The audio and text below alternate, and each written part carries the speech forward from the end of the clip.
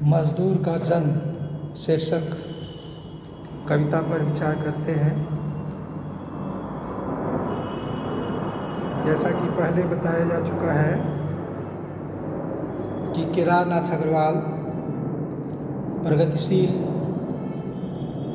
कवि हैं और प्रगतिशील कविता में श्रम के सौंदर्य और संघर्ष के सौंदर्य पर बल दिया जाता है।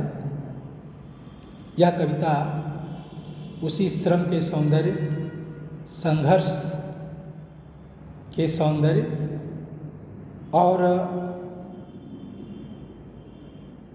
भविष्य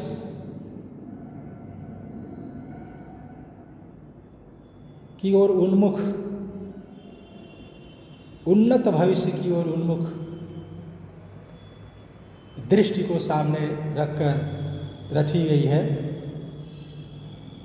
केदारनाथ अग्रवाल ने स्वीकार किया है कि मार्क्सवादी विचारधारा के कारण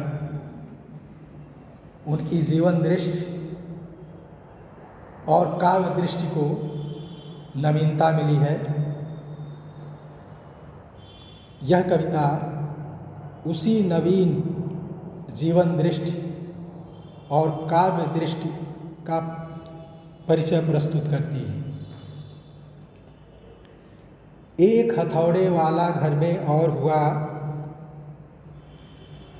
हाथी सा बलवान जहाजी हाथों वाला और हुआ। एक हथौड़े वाला घर में और हुआ। घर में अगर बच्चे का जन्म होता है तो वह खुशी का अवसर होता है। लोग खुशी मनाते हैं। बच्चे की तरह तरह की विशेषताओं, उसके तरह तरह के भविष्य की कल्पनाओं के साथ वो उस आनंद के क्षण को बांटते हैं। यहाँ कहा जा रहा है कि एक हथौड़े वाला घर में और हुआ। अगर मजदूर के घर में किसी बच्चे का जन्म होता है तो उसका अर्थ होता है कि एक और श्रमशील व्यक्ति का जन्म हुआ। श्रम करने वाले एक और प्राणी का आगमन हुआ। एक और ऐसा व्यक्ति हो गया जो आगे चलकर श्रम से जीविका उपार्जित करेगा। एक हथौड़े वाला घर में और हुआ, हाथी सा बलवान। उस श्रम के मूल्य को महत्व दिया जा रहा है कि उसके पास हाथी जैसी शक्ति होती है, अपार शक्ति होती है। जहाजी हाथों वाला और हुआ। जहाजी हाथों वाला, भारी बोझ उठा सकने की सामर्थ्य रखने वाला एक और व्यक्ति पैदा हो गया।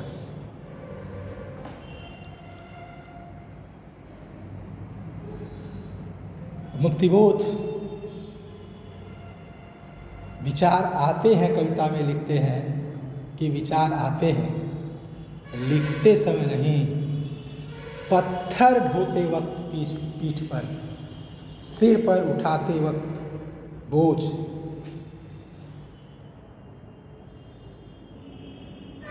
श्रम का सौंदर्य। विचार श्रम करते हुए आते हैं, मेहनत करते हुए आते हैं। यहाँ वो जो मजदूर है उसके पास मानो इतनी सामर्थ्य है, इतनी ताकत है कि भारी से भारी बोझ वो उठा सकता है। श्रम के प्रति निष्ठा, मेहनतशील तबके के प्रति अगाध प्रेम और उसकी शक्ति के प्रति विश्वास इन पंक्तियों में देखने को मिलता है। सूरज सा इंसान तरेरी आंखों वाला और हुआ। उस मेहनतकश वर्ग के लिए बात कही जा रही है कि वो जो इंसान है जिसका जन्म हुआ है वो सूरज सा इंसान है, रोशनी लाने वाला इंसान है, दुनिया को बेहतर बनाने वाला इंसान है, दुनिया को प्रकाशित करने वाला इंसान है। सूरज सा इंसान तरेरी आंखों वाला और हुआ, आंखों को तरेरने वाला हुआ। तरेरी आंखों वाला,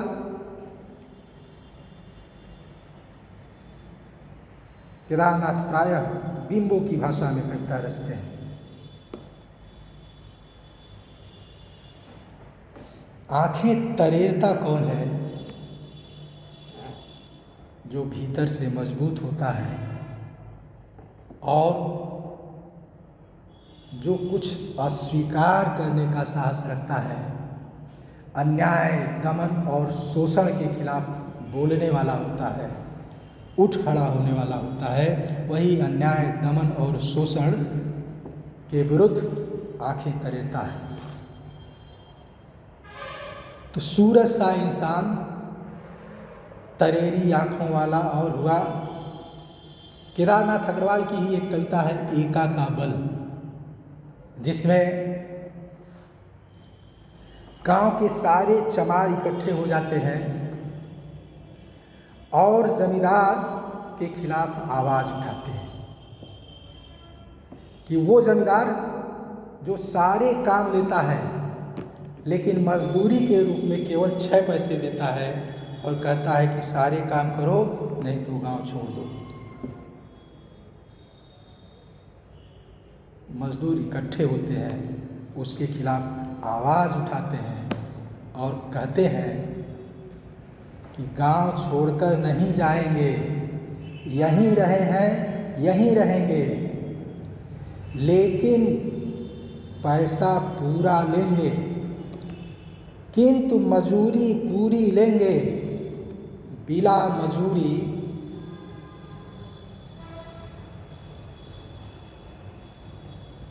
हवा हाथ से नहीं झलेंगे।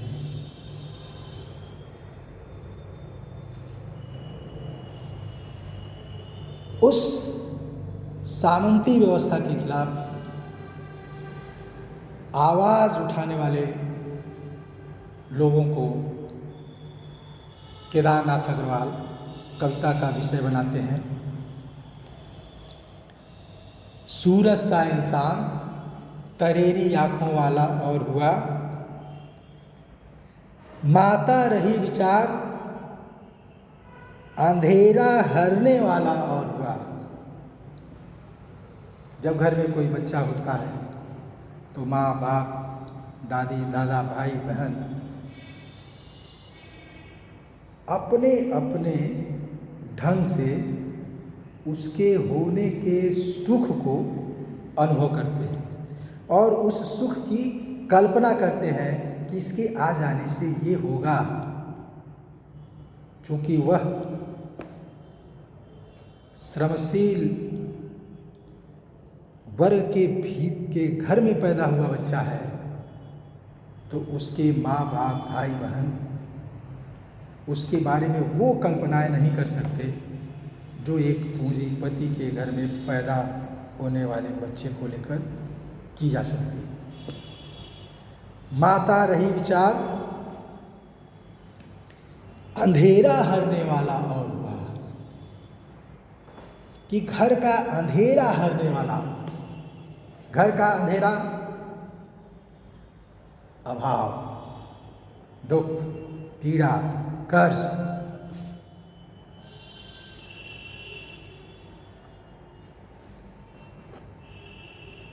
केदारनाथ अग्रवाल की एक कविता में आता है जिसमें एक तरह से वह आत्मकथ्य ही है कि डाकिया डाक लेकर आया है मगर कवि के पास इतने पैसे नहीं हैं कि वो अपनी डाक छुड़ा ले और वो डाकिए को वापस कर देता है।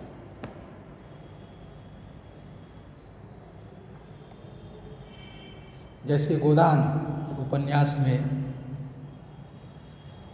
होरी एक जगह कथा में इसलिए नहीं जाता है कि होरी के पास आरती में डालने के लिए पैसे नहीं, तो अपने बच्चे से एक मजदूर माँ यह चाहती है, उसके भविष्य के बारे में यह सोचती है कि अंधेरा हरने वाला और हुआ, कि वह अंधेरा हरेगा, अभाव का अंधेरा, कर्ज का अंधेरा, शोषण के अंधेरे को, अन्याय के अंधेरे को हरेगा, दूर करेगा। दादा रहे निहार सवेरा करने वाला और हुआ। अंधेरा हरने वाला ठीक वैसे ही सवेरा करने वाला, नई आशा उम्मीद पैदा करने वाला, अन्याय को दूर करने वाला, अभाव को दूर करने वाला, दुनिया को बेहतर बनाने वाला, परिवार की स्थिति को सुधारने वाला, और हुआ खुशियाँ लाने वाला, और हुआ एक हथौड़े वाला घर में और हुआ। जनता रही पुकार सलामत लाने वाला और हुआ। अब यहाँ उस बच्चे का व्यक्तित्व परिवार से बड़ा हो जाता है। मानो आम जनता के घर में, मजदूर तबके के घर में जन्म लेने वाला वह बच्चा जननायक के रूप में उभर जाता है, और उसकी कल्पना ये की जाती है, जनता रही पुकार सलामत लाने वाला और हुआ, अच्छी स्थिति को लाने वाला और हुआ। आज के मुहावरे में कहा जाए कि अच्छे दिन लाने वाला हो गया। जनता रही पुकार सलामत लाने वाला और हुआ, माने वो लोग जो दुनिया की बेहतरी के लिए काम करते हैं, समाज की बेहतरी के लिए काम करते हैं,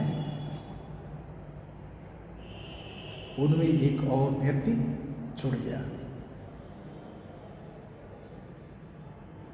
प्रगतिशील कविता का लक्ष्य समाज की बेहतरी होता है।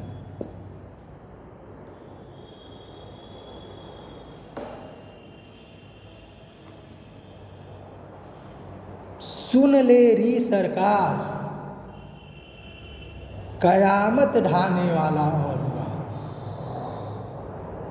एक हथौड़े वाला घर में और हुआ।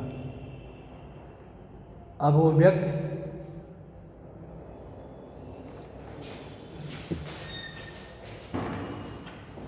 सुन ले रही सरकार, सरकार को एक तरह से चुनौती दी जा रही है। किस सरकार को चुनौती दी जा रही है? वो सरकार जो स्वाधीनता संघर्ष के सपने को पूरा नहीं करने वाली सरकार है, वो सरकार जिससे आम जनता संतुष्ट नहीं है। उस सरकार को एक तरह से चेतावनी दी जा रही है कि ये जो बच्चा है वो बच्चा तुम्हारे लिए कयामत लाने वाला है, अर्थात तुमको उखाड़ फेंकने वाला है।